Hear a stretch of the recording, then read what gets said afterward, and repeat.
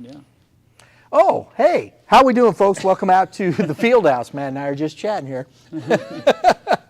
For today's podcast, we're live from the Fieldhouse. We're just getting started. Last one of our live shows. Save the best for last. Yeah, man. right. Thanks. Yeah, man. Yeah, Absolutely. You like that one, right? Played. And as always, YBMcast sponsored by Game 7 Baseball. Game7baseball.com. Couldn't get Dave out here today, though. He's a busy guy. He is a busy guy, isn't he? He is. And but hey, they got the turf coming. Warrenton, I think that's what he's out working on. They're trying to get all that finished up, getting ready for the beginning of the season. Great tournaments. We're coming out. We're going to release the schedule here real quick. We're going to talk a little bit about that too. We're going to be at the Midland Invitational. It's going to be at BMAC. So hey, make sure you sign up for the Midland Invitational. We're going to have the cameras out. We got some great new stuff. We're going to be having a lot of fun out there.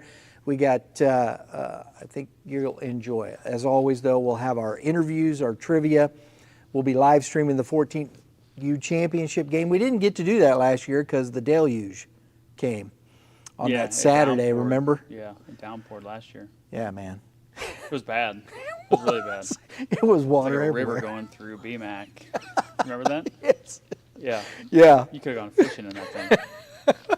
So hopefully we won't have that this year, man. Yeah, hopefully. You never know. Can't tell. But we're going to be out there anyway. So make sure, remember, game7baseball.com. Today, though, back out. I got to get my notes up here so I can just so talk about just so this people stuff. know, it is a Game 7 tournament. Yes. Yeah. Using Midland's name. We don't get anything out of it. Right. So just so people know, we're not getting kickbacks. It's not like we're getting profits from this event. I wish we were, but we're not. No, you just put your name on it and whatnot. Just other people it's do cool. the same thing. Yeah, it's fun. And, we've been working with Matt. Gosh, we go back all the way to when we were first doing club spotlights. Was it 19 or 18? That was 18. 18? Yeah. We came in here. That was back in the day. It was the St. Louis Bandits. Mm-hmm. Yeah. And then, of course, the second time we did come around, I think it was 20. It was late 19, but it was for the 2020 Winter Workout Tour. Yeah. And we came back. And and then Matt, after all the shutdown, he came up. We did a show together. We'd started doing stuff, and he goes, "Man, let's do this on a regular basis, and we can talk about this and this." So we started chatting up, and that's when our podcast started. Yeah. We were doing different things, and we were doing some podcasting. We were doing a lot of stuff with Game 7, but that's kind of what initiated all of this. Yeah. Then I called Kevin Mulder. Yep. And then got you guys in contact, and now he's stuck doing this. Is that what he said? No. I'm speaking for him. No, And it's been great, man. You guys are doing awesome. Rest is kind of history, isn't it? It's good because nobody, and this is, but we've had this conversation, is nobody has brought light to baseball in St. Louis, high school baseball specifically, and that's the conversation you and I had, saying this could be good because there's basketball, there's football, which are the two big sports, really. Right. But nobody does anything baseball, and you guys are doing a good job. It takes time. I mean, for people to understand that you're doing it and getting to games, but it's been great. And that was the thing, because that's one of the things you said. I haven't seen anybody do any kind of podcast like this and whatnot, so why can't we? Yeah. And that's it. Why can't you? And that's what spurred it. We've got... and the kids love it. That's, to me, what's fun. Because, I mean, just think about when I played, nobody did this before when it didn't exist, but nobody did it. But now it's, hey, they're at the game, and, I'm the player of the game. They can talk to me, and then the parents love it, and they watch it. It's great.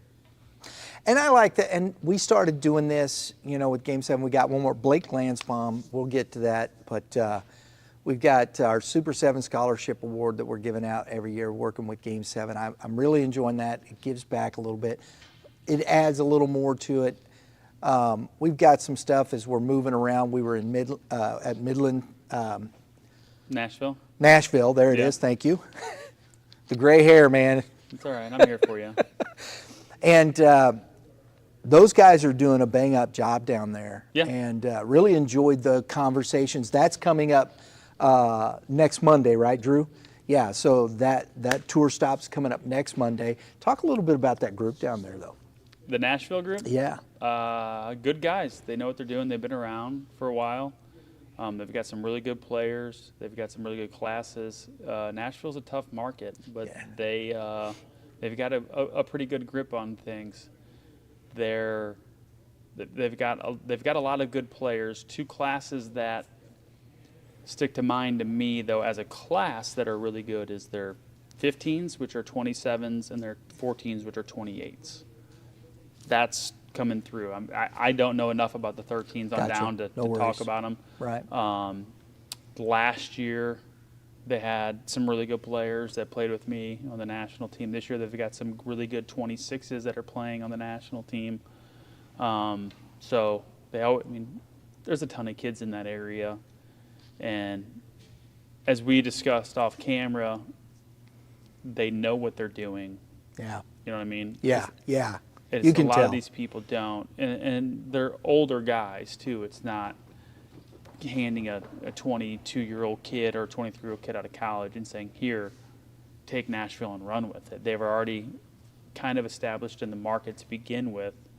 And then when they partnered with us, it kind of did what we hoped it would do, which was like take them to the next level, and it's been great. They've been awesome.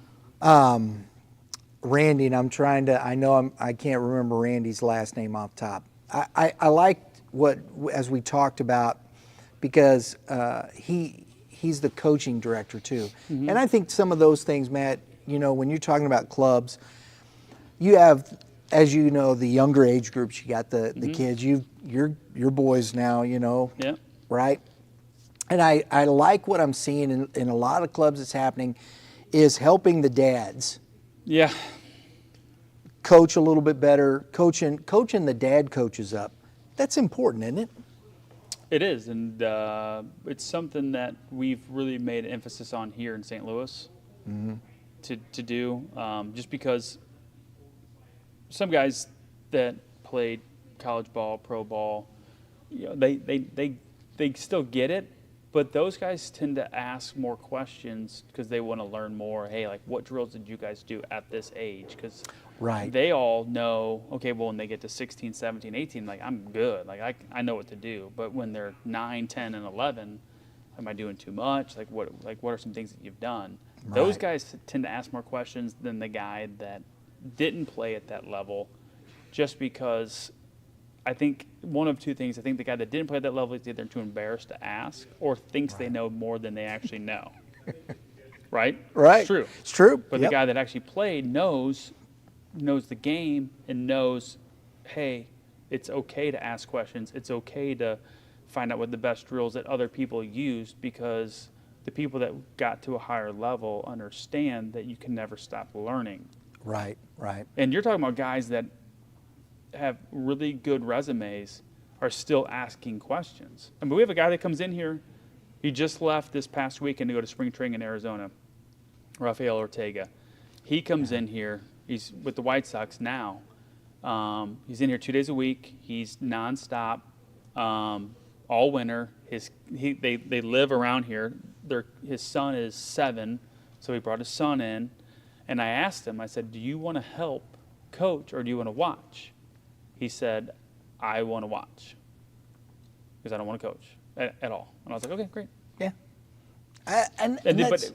But even at that point, though, he's still watching, and and then we talk, and he even says, like, these are great drills for these kids and just things I wouldn't think of, and because you don't. I mean, when you get to the upper levels, it's a different world, right? But you also aren't at 7, 8, 9. You're not running double cuts. No. You know what I mean? No. It's They don't like- have the, no. Or you're not on a field big enough. Right. You're at a hard enough time to get them to move to begin with, right? Keep that stuff that I think progresses into 13, 14 years It does, old. but back to the question at hand, yes, it helps helping with the dads. Right. Just like if I'm going to go coach my kid's soccer team.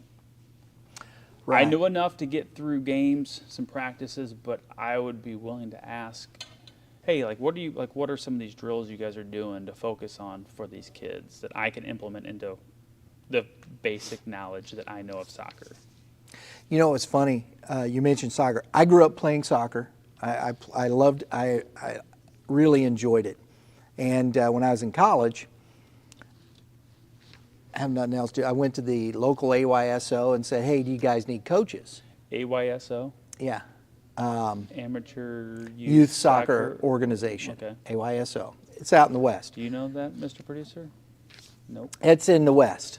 I was in Palm Springs, California at the time.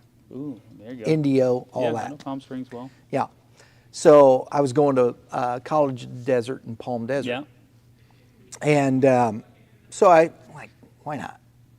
I enjoyed soccer and whatnot. So I went and signed up, coached kids, and I had 5-year-olds. It was a lot of fun. I'm watching videos. I understood soccer, as you said, that part, but I hadn't coached it and whatnot, new drills and things like that. But I started watching videos. Well, one of the kids on the team, they were originally from Israel. His dad played on the Israeli national team. I would go to him at practice, and I talked to him. I said, do you mind if I ask you questions, talk to you about this, that? And he says, no, not at all. And we developed a pretty good relationship. We talked about things and whatnot. And it was a great resource. And, you know, even at that age, I knew enough to go, you got to ask questions. You're learning. Right? Yeah. And if you don't, as a coach, especially if you've not played at a high level in those respects. And even as you said, sometimes if you have, what do you know? Because this is basic development. It is about the development process. It's about getting those kids to that point. And baseball is a very difficult sport to teach. Yeah. I mean, you're talking, so my team specifically, right now, my son's team, they're learning pitching. Mm-hmm. They're 8, and you don't understand what they don't know until you, all right, step off. And they go to step the pitch. And I'm like, no, step off. Right? Right. And they then don't I'm know. Thinking, well, heck, they don't know it. Like, So what do you mean, gotta, coach? Exactly. So then you've got to go over the process of stepping off. Hey, that's a balk. That means runners move up. Oh, yeah, so you can't do that. That's bad. Yes. Right. So and even some of the other, like some of the dads that help coach soccer or coach basketball, do other things, and they even said, like, I didn't realize how difficult baseball is to coach because it's a game of situations. Yeah. 100%. It's a game of situations, and it's a game that it doesn't move quickly, but things happen quickly. Right. So you've got to know what you're doing before it happens because a lot's going to happen really fast. And if you don't know what you're doing, it's going to be like a tornado in your mind. Right? Right. So, exactly. I'm going to back up, though, because I should have done this to them, but I want to do this because I was going to here with the original, but anyway, the Fieldhouse here, this is where we're at, folks. The Fieldhouse, it's in Ofallon. It's off the beaten path. Used to be the Balls and Strikes over there, too. In that one building, yeah. And but you're back off Cool Springs Industrial. It's kind of back off by the Car beaten. Shield. Yep. By just up the Ozzie road. Sports Complex. So we're right by all that. Yeah. You've been but there's a lot of history here because it was the Burkharts and McClellans that owned this to begin with, right? Yeah, a couple other guys were in there as well. Yeah. So that's been, gosh. Was that early 2000s?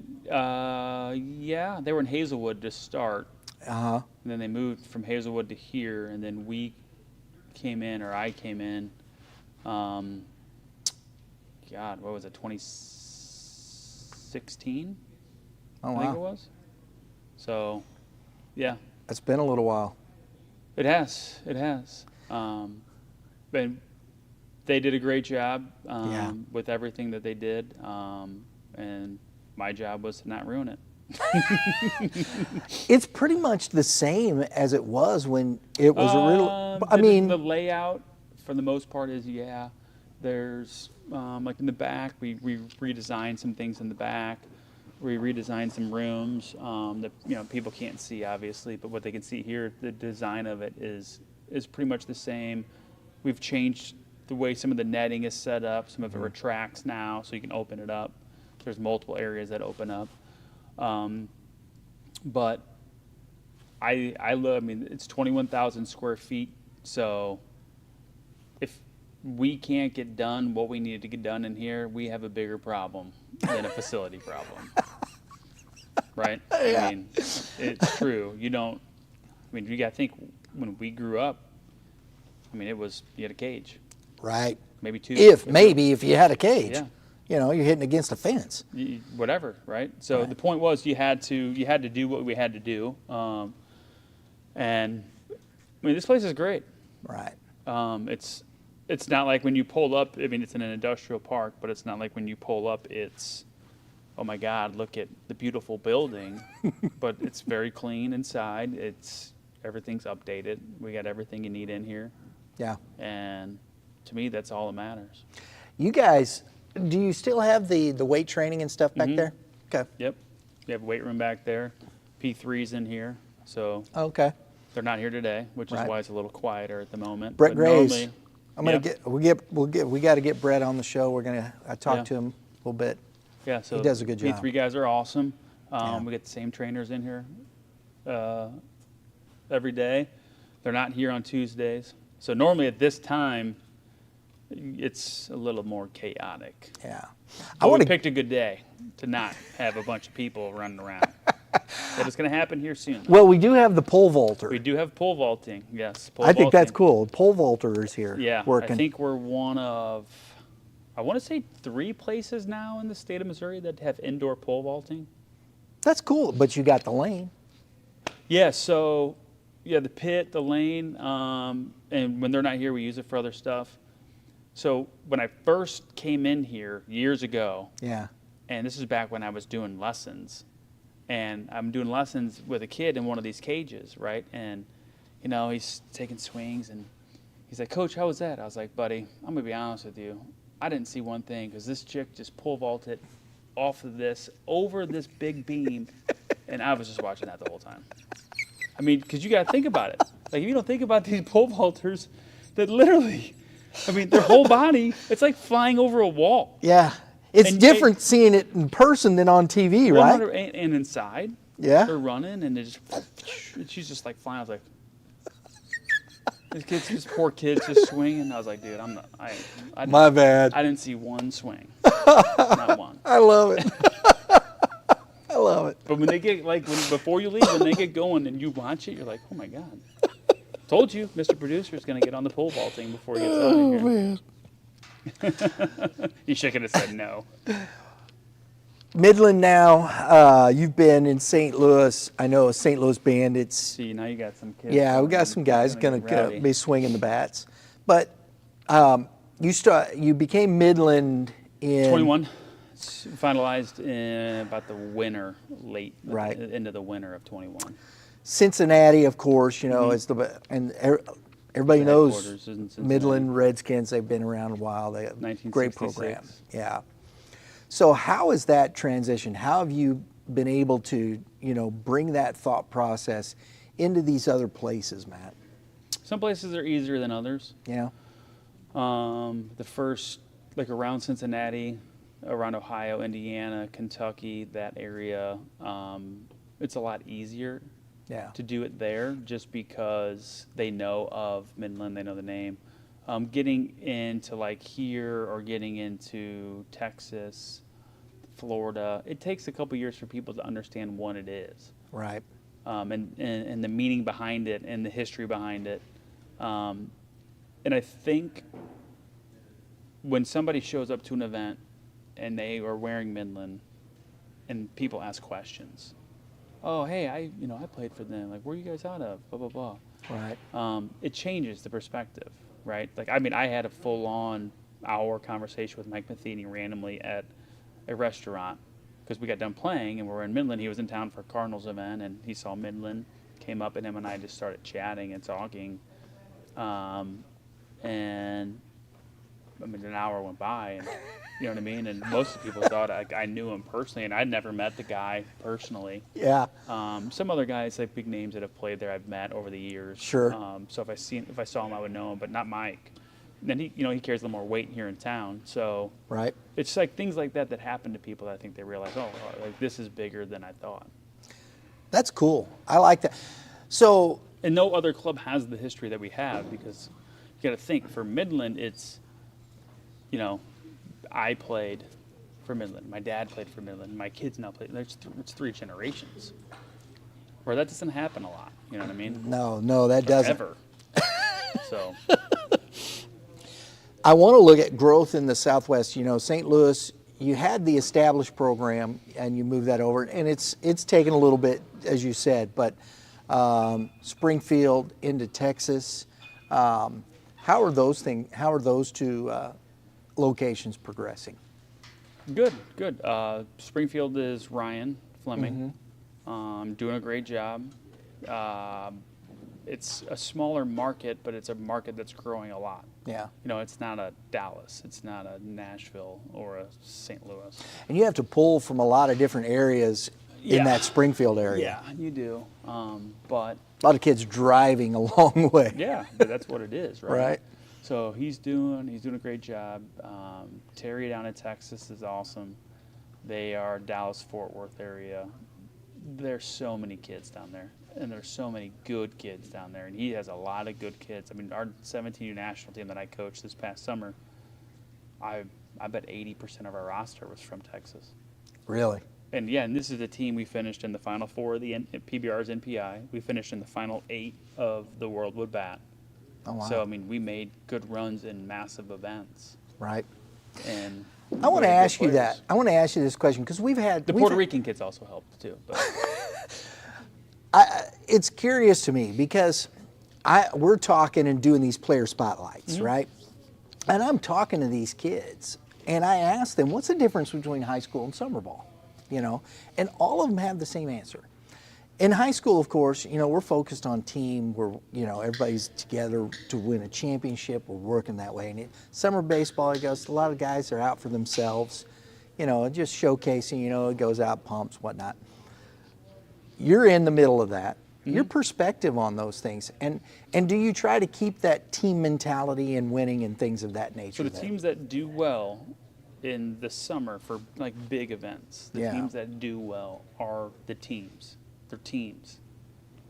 There's an organization that always has, I'm not saying the name, but they have the most talent. At any time they walk in, it's been the last 2 years. Right. They've had like you look at the roster, you watch them play, like they have the best players, but they can never win. Like they win games, but they never make deep runs. Right. They always seem to fade out, because they're not a team. And we've played them before, and I've had conversations with kids on this team. They're like, man, these kids don't care. But they're out there for what? They're out there for themselves. So as soon as something goes wrong, it's, well, I don't care. I'm here to showcase. Yeah. So they're not going to bunt. They're not going to run any double steals, delayed steals. They're not going to play baseball. They're just showcasing what they can do. And a lot of times whoever's coaching the team kind of funnels through. Somebody new comes in because, this guy can't make it for the weekend. And I get it, but the ones that do well consistently have a team mentality. They're going to bunt people over late in the game. Really? They're going to get the arm out. Hey, I don't care if so-and-so's here to watch you. Man, you've walked like 3 dudes in a row. No one's going to sit here and watch this. Get them out. Seriously, get them out. Right.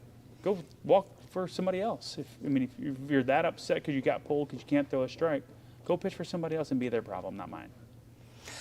I think there has to be some accountability in those situations, right? Well, yeah, because but that college coach is going to have that same thought process. 100%, but they don't think that. It's like, well, I'm committed to this Power 5 D1 school, and I need to showcase to them that I still belong to go here, and it's just not. It's not my mentality. I mean, the team that we had, I go back to this because it's easy for me, but the team that we had last summer was a team. Like a lot of these kids that played together for a couple years prior. But when kids walk into this, they see right away that it's not about me, it's about us. Because the more games we win, the more games we play, more people can watch you. Right. Seriously. How do you balance that though? Because, you can say we can, they are there to showcase their talents. 100%. Right? So the balance of that, how do you balance that, and how do you, because you're managing egos at that time, really, in a lot of respects. Egos. It's true, right? It's part of the game. It's part of the game. You got to have confidence. Yeah. And that's the way I mean that. When I say ego, I'm not talking, a lot of these kids, it's not a matter that it's out of control, whatnot. But if you're going to play at that level, you better be confident in what you can do. 100%. The best story that I could give you is I have kids bunt. So when kids bunt, the thing is, I'm saying, okay, well, you're going to bunt in college. So the college coach is seeing you bunt. Any coach is watching you bunt, they're going to be like, dude, this guy's a team guy. Like, coach had a bunt, he put it down. They're here to win. Like, I love that. Like, he's instilling a winning mentality. Well, first and second, nobody out. We're in last inning, and we need to run. We were at NPI. We were in a playoff game against 5 Stars national team. At the time, they were ranked number 1 in the country. And we were first and second. We had nobody out. We had a guy bunt. He couldn't get it down. Ends up popping up. Next guy strikes out. We double, score 2, win, walk off. Right? We got lucky. 100% we got lucky. Because I was expecting, okay, we bunt. They're going to walk him. I'm going to pinch hit this guy. Mm-hmm. And I got the guy up that I want to get up with bases loaded 1 out. Instead, I had the guy up I wanted with 2 outs first and second because the 2 previous guys couldn't get the job done. So either way. He still produced. He did, but the guy that missed the bunt, his coach was there. And he even said, he's like, you got to get that down, man. Like, you got to learn to bunt. It's critical.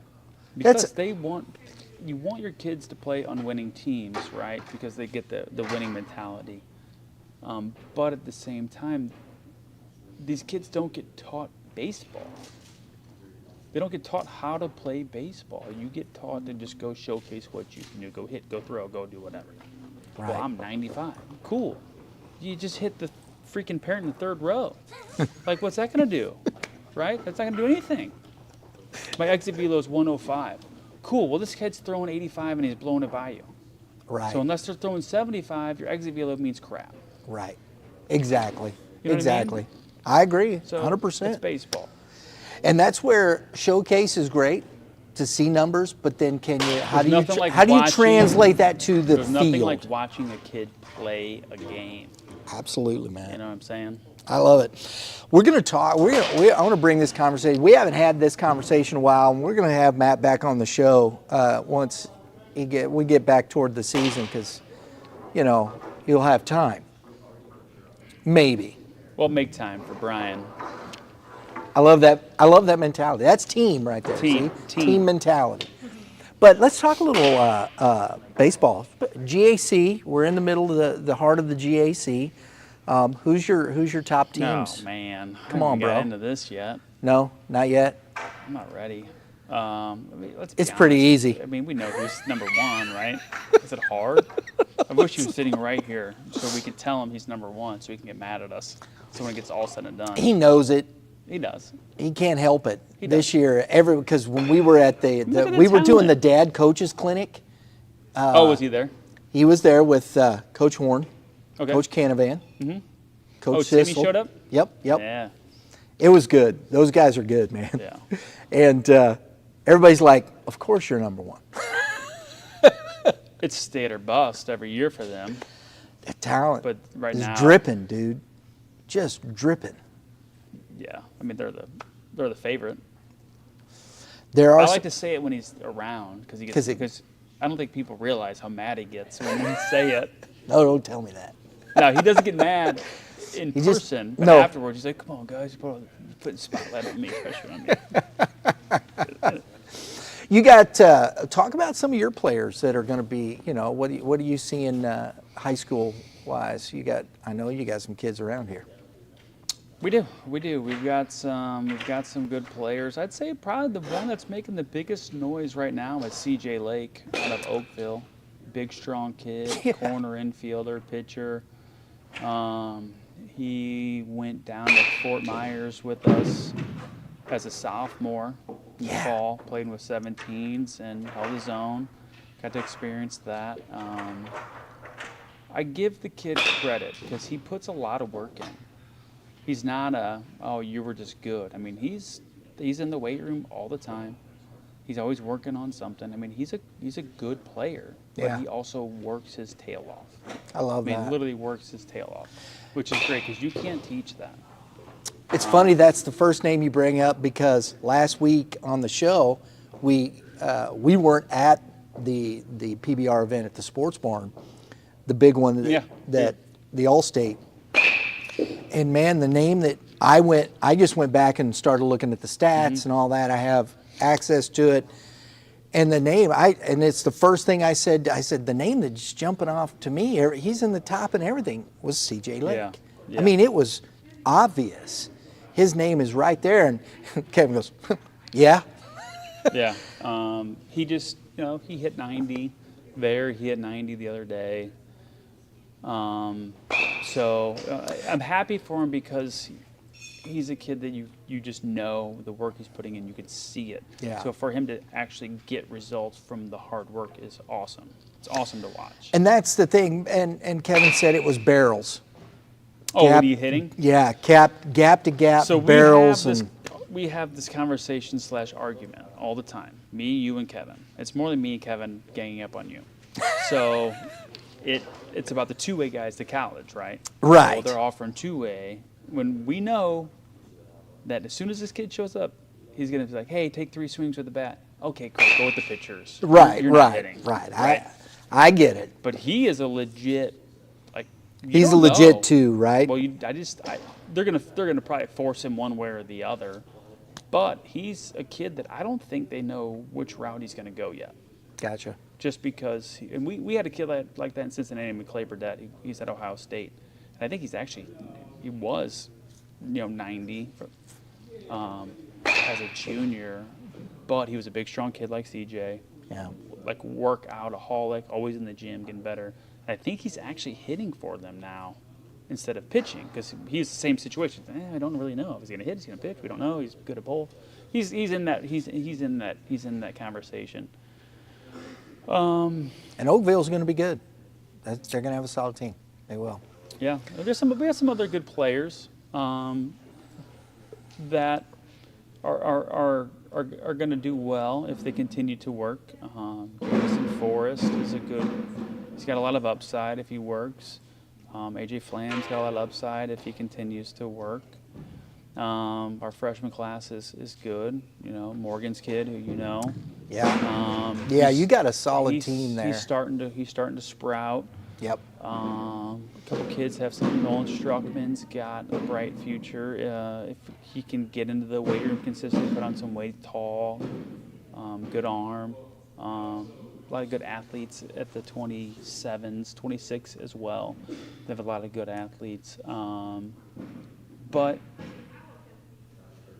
they're at that age where You don't know. well, It's all about you projectability. either want it or you don't. Yeah. I mean, Absolutely. how much work do you want to put in? Gerard, did he keep a lot of those kids? Are they still? Is it pretty much the same squad? Yeah, we added to it, so they're going to be good. Talk to me about this, Matt. I want to ask you this question. This is probably going downhill quick. No. Anytime he starts this like this, it's going straight to the can. Well, you got an 8U. Yeah. You got an Yeah, 8U hit that team mute right button now. on him. I've been thinking about this, and I'm advocating this because I think this is real personally. And I see this, and you're talking about kids, and we talk about this, and this is a conversation we've been having a lot. But you're adding kids to that roster because I think Gerard played. He maybe had 10 kids on that squad for the most part. I think there were 11 or 12. Was there that many? 11 or 12.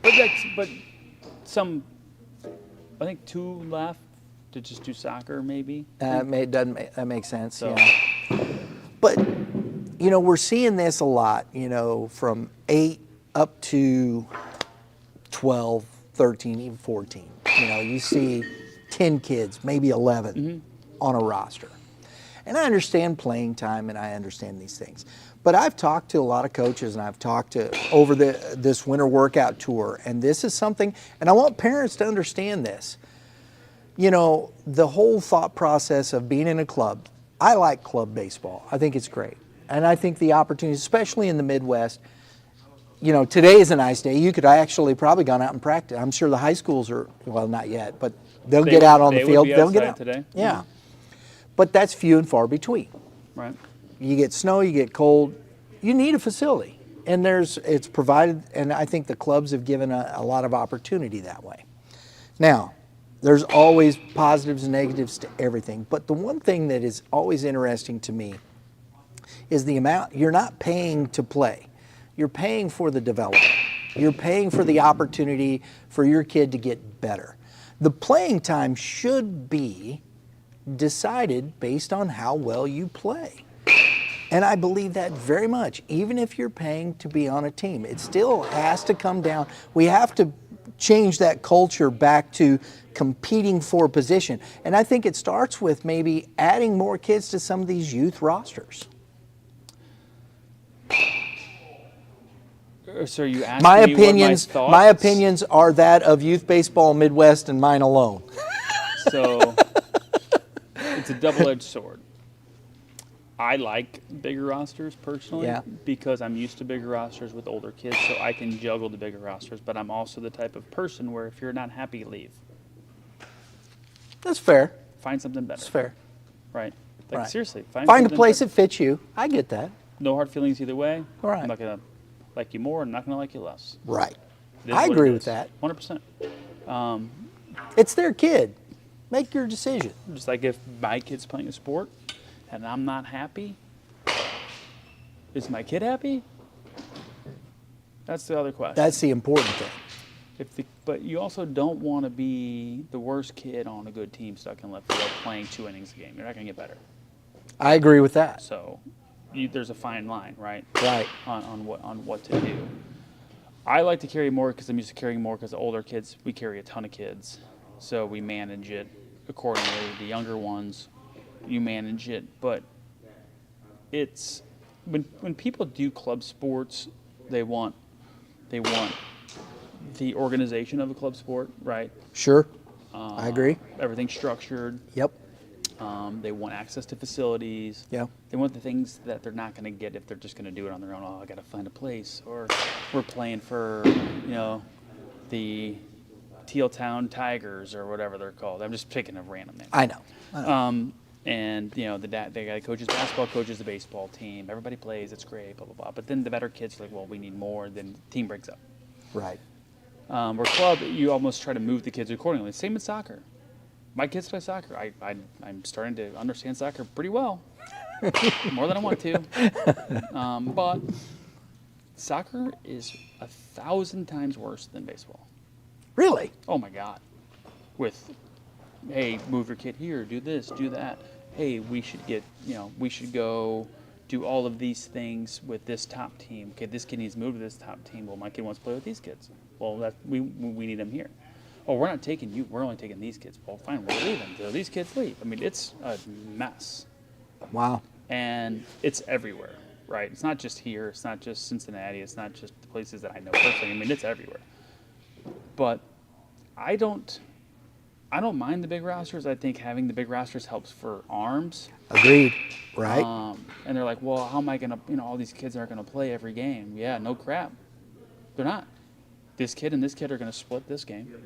This kid and this kid are going to split the same game. These other kids are going to play. Well, I'm going to make them mad. They paid. Yeah, they paid. They paid for the opportunity to be here. To develop. And yeah, that all comes with it. Exactly. When you're at the younger ages, you're not playing for Midland, the organization per se. My kids aren't playing for, rush soccer. They're playing for the coach. They're playing for the facilities that are offered for my kid or your kid. That's what you're doing. You're paying because, hey, I can come in here and hit. My kid wants to come hit. Right. Oh, we can come in here and have practice, for an hour and a half, in December and January, and then start to get 2 days later, and I get machines, I get all these things, I don't have to go somewhere else. It's great. It's great. But you're not playing for I'm not paying money to you or the organization and saying, hey, my kid needs to be at shortstop. Yeah. If you want that, go somewhere else. And two, I think No one's going to say that. All right. And the thing that is interesting, as you said, these two are splitting time. Well, if you don't like splitting time, you have the two choices, as you said. You can find somewhere else. That's up to you. But when are we going to have the conversation that says, all right, you don't like splitting the time, your child, compete. This is what competition is, because when you get to high school, that's what it is. And I don't think we're preparing these kids well enough mentally for Francis Howell. There's going to be kids that are cut from that team that are probably good enough to start at many of the schools in the GAC. Well, yeah, 100%. Right? 100%. Probably maybe even going to college to play ball. But that's how talented that roster is. That's a unique, that's a one-off, Yeah. I'll grant that, right? But then, if you're going into a program, a Class 6 school that's got 30 kids, 40 kids coming out for varsity, there are 8 spots on the field? Yeah, not counting an arm, but it's... That I understand, but that's one position you're talking When you get about. older, it goes back to what we just talked about prior. It's how bad do you want it. Right. That's anything in life. But I think we're not teaching that at the younger age. So competitive thought. I think at the younger ages, this is my perspective at least. When we get to the 6, 7s, 8s, 9s, Yeah, right? You're talking it's about young kids. kids, right? Right. Those kids, I'm not a huge fan of saying, "Hey, I'm cutting it." No. But if the parents I aren't agree. showing up to practice, if they're not coming to games, it's like, hey, look, this isn't for you. You need to go find something else. I am more an advocate for, okay, let's split the team up. These kids are more developed. They need to play That's against fair. more developed players at this age. These kids haven't figured it out yet. Let's get them better. Let's get them playing less talented kids, but also getting the training, getting the practice, and actually learning different positions instead of just saying, well, my kid's in left field all the time. He hasn't really gotten to do anything else. Yeah, because he can't catch a ball at shortstop or third base or second base. He's going to get hurt, right? Right. Well, if you play lesser kids that are not hitting it as hard, it gives them that opportunity to at least experience and say, well, maybe he really likes that spot.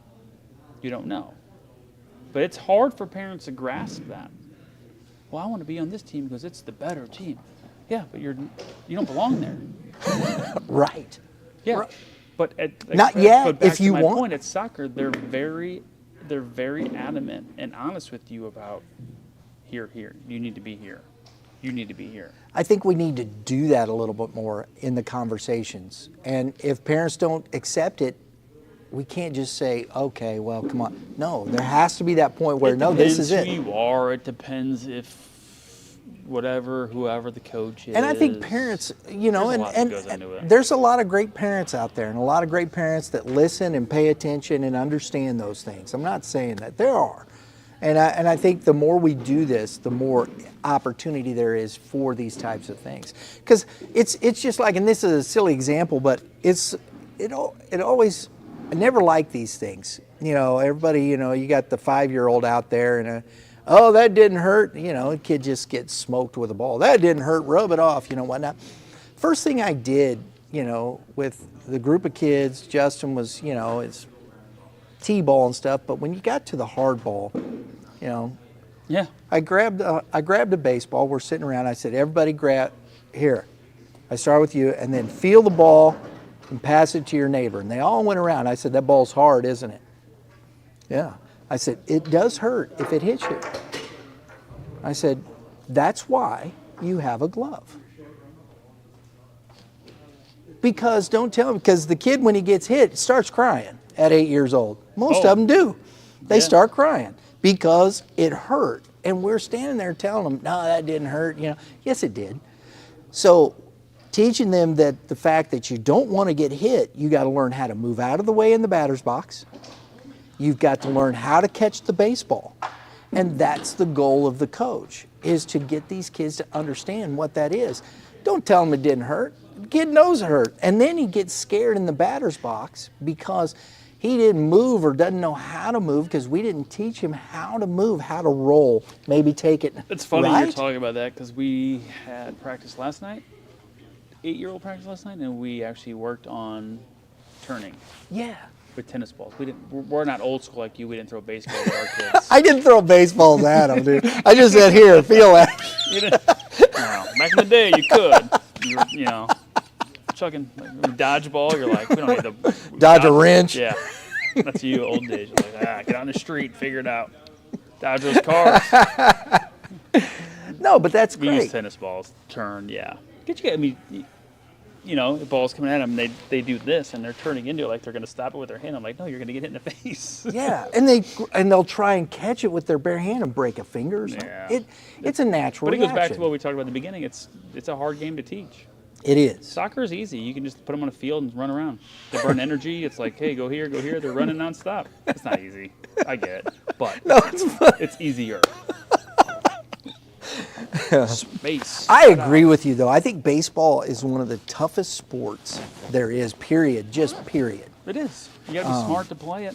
I think it's... Well, let's rewind that. You got to be smart to understand it. And Agreed. Play it well. You got to be smart and be talented. Agreed. So, Agreed. But yeah, it's if you've never had to teach 6, 7, 8-year-olds baseball, I don't know if I recommend it, but it'll make you better Yeah. because you got to break down the game. Jeez, I'm kicking So. the table. Sorry. Well, hey, that went by fast. My goodness. What else you want to talk about? Can we solve the border crisis? Oh, I said that out loud. I'm not getting into that. I said that out loud. I'm not getting into Sorry. that. We can... Oh, no, we didn't have the bleep button. My bad. You needed the bleep button for me walking into this, and you're the one that needs it. I know, right? Jeez, that was crazy. No, we're solving all kinds of stuff here. Baseball, look at that. Baseball 101. Got some good stuff coming up. We got our schedule we're going to post out this week along with, we got our high school schedule done. I'm looking forward to it, man. We're going out. There's a lot of good arms in the state. Yeah, A lot. we're hoping to see a few. There's been some injuries, so there always, There always are. always got to deal with that. But There's a lot of good arms. There's a lot of good talent.